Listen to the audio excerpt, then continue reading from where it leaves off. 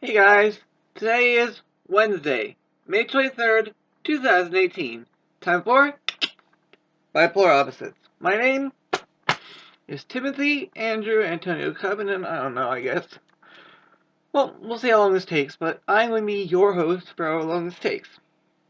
Now, if you like this episode, you might like yesterday's episode, which was about the joy of pets. Now, today, we're going to talk about how comic books are not for kids anymore. Okay.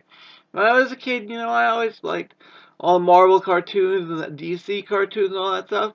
And then, I forget, I was pretty young when I started reading the comic books at a decent pace. And then several years back, I read everything Marvel. And you know something?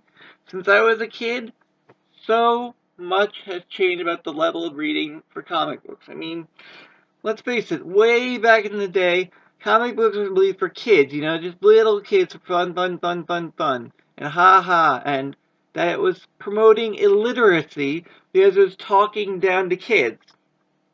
Now, granted, I've read very early issues of X-Men, and I have to notice that every issue, Beast used about a dictionary word, like a word that no one heard of, and just use it for hell of it, that Stan Lee came up with the attached to that word, and used it as a comic book.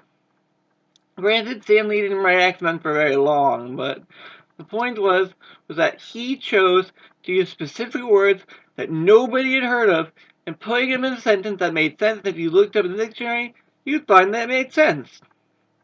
Now, years later, when I started reading comic books as a kid, oh god, my mom, when she saw it was in, flipped out. I mean, not for kids at all. I mean, like I said, several years back, I was a really heavy reader of Marvel Comics.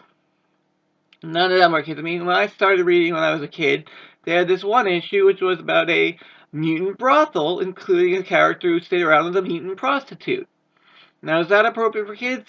Hell no. I mean, you got these girls go around, this girl shedding her skin. It was like really, really freaky. Just this one really big fat woman who with the mutant brothel didn't even have to touch you to make her powers work. I mean, are we really saying to kids, oh, read this about mutant prostitutes? I mean, honestly, I would not allow my kids to read that if I ever were to become a father, which I doubt I will be. I mean, basically closest I'm probably ever going to being a father is that little guy walk over there who is in the joy of pets.